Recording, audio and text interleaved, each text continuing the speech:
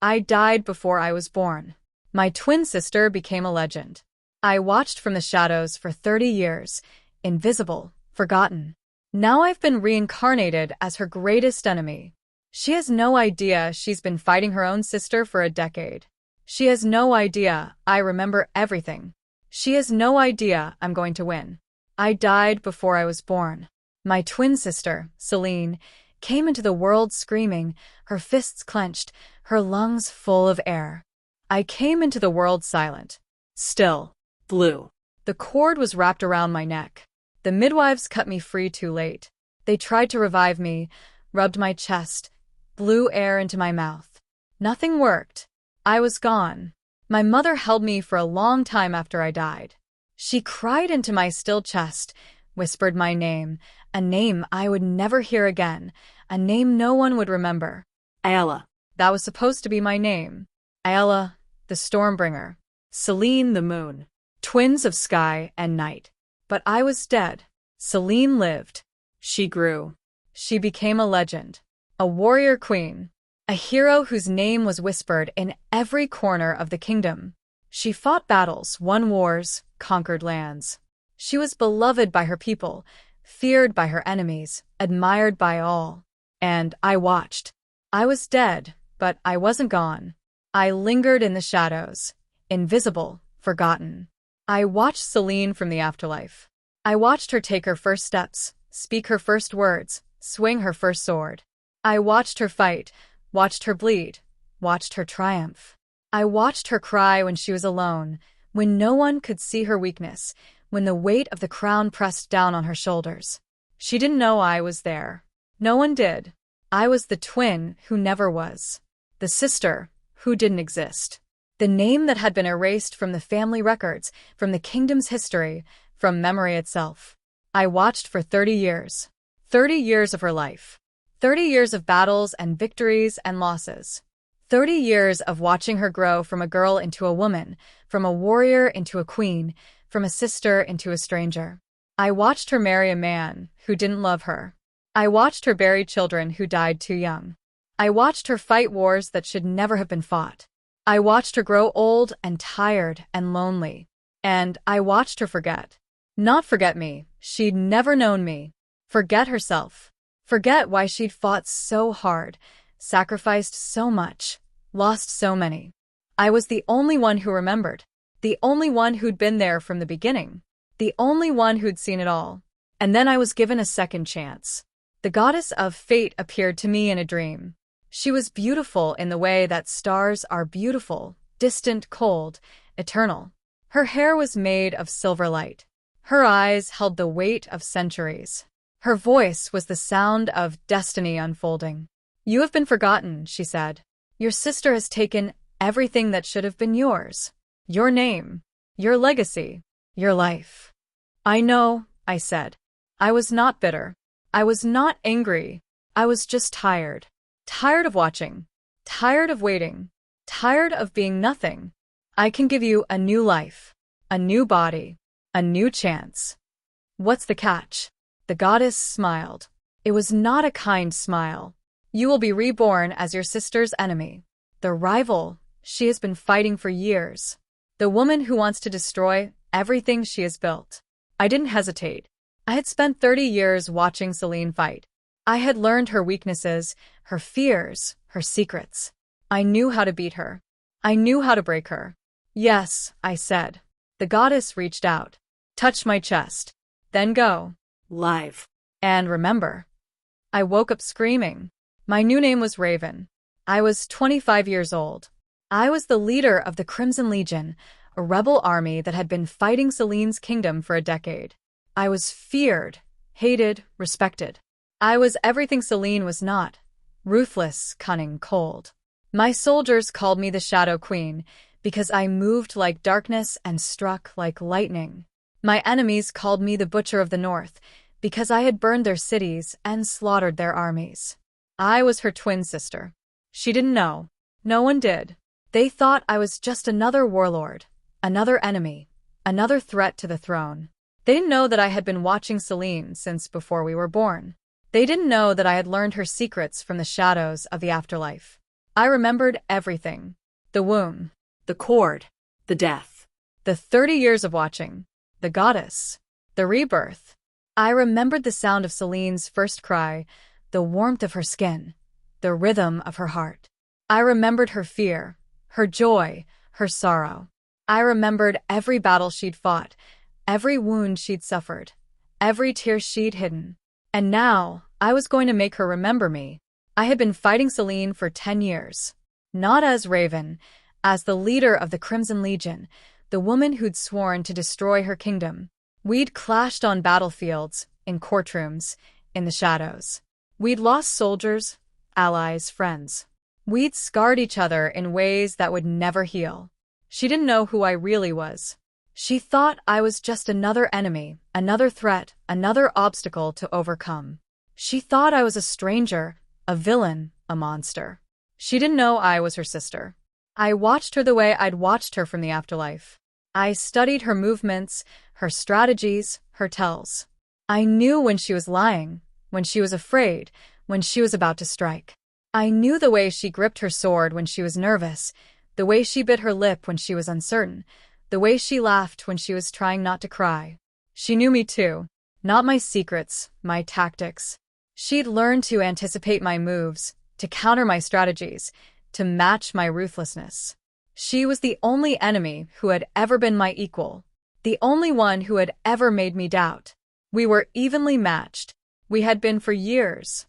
But I had something she didn't. I had the memories of a lifetime spent watching her. I knew her better than she knew herself. I knew her fears, her hopes, her regrets. I knew the nightmares that kept her awake at night. I knew the dreams that gave her hope in the darkest hours. And I was going to use that knowledge to destroy her. The first sign that something was wrong came on the battlefield. We met at dawn, our armies arrayed on opposite sides of the valley.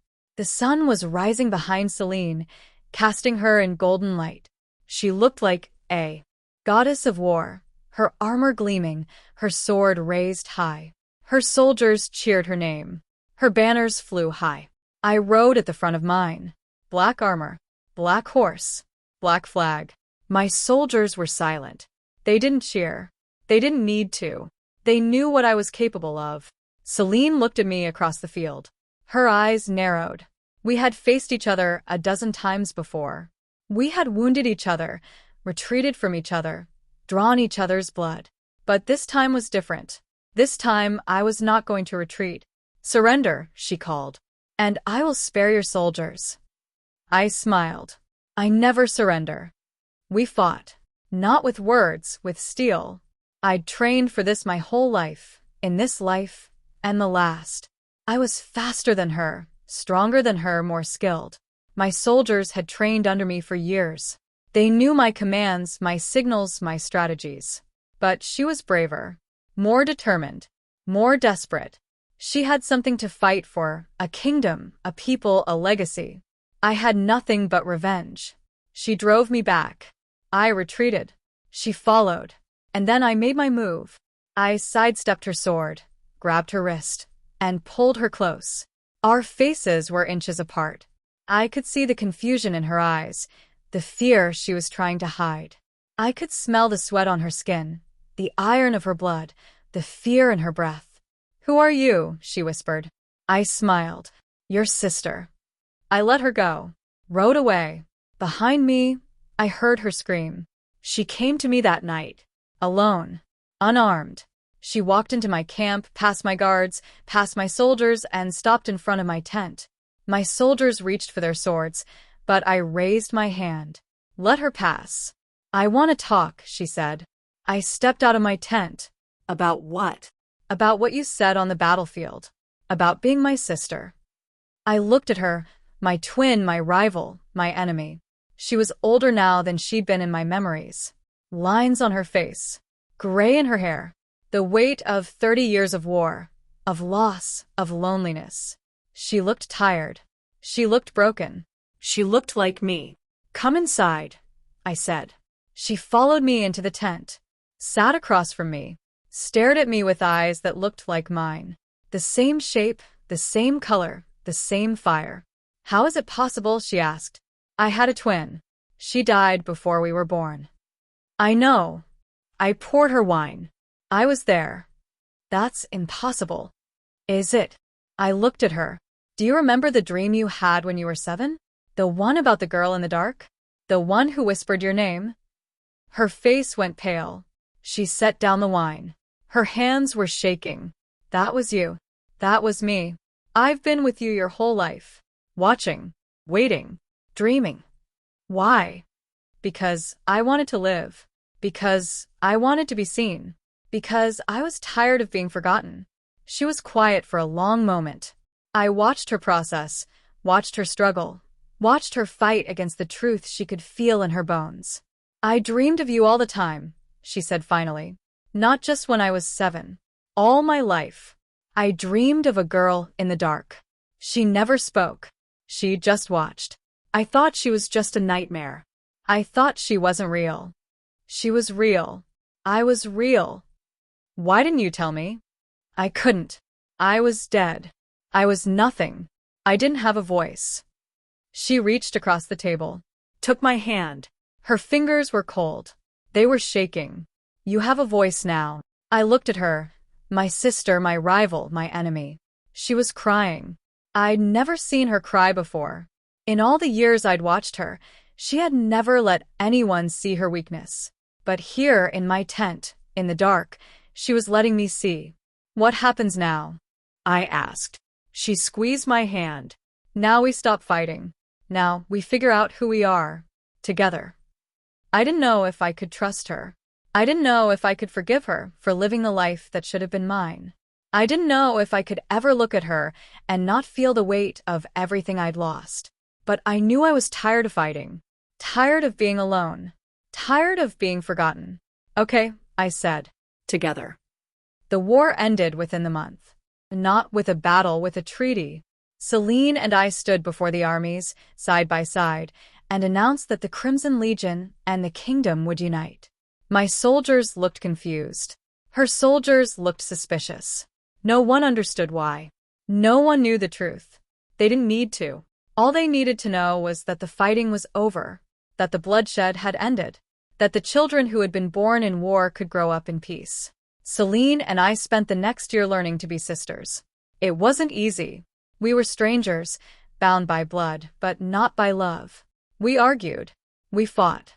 We hurt each other with words the way we'd once hurt each other with swords. I accused her of stealing my life. She accused me of trying to destroy hers.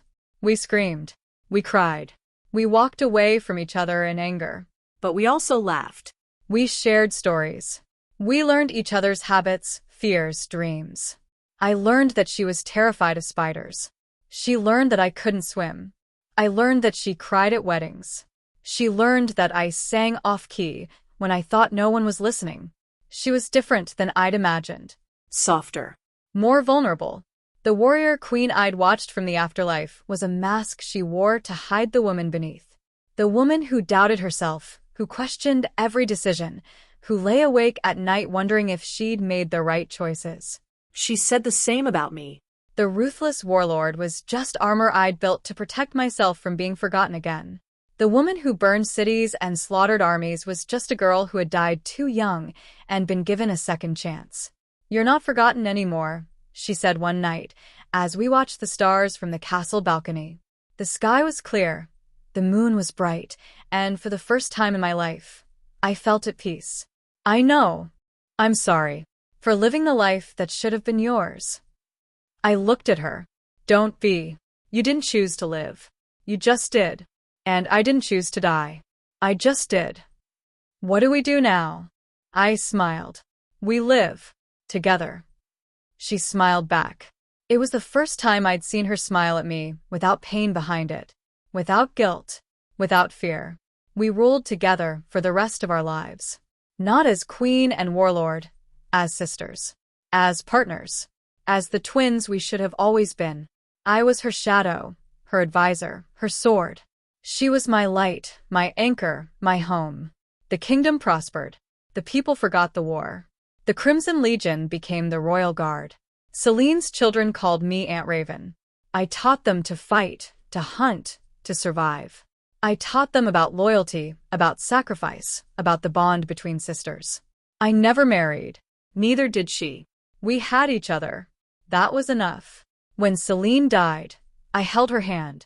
She was old, older than I'd ever imagined.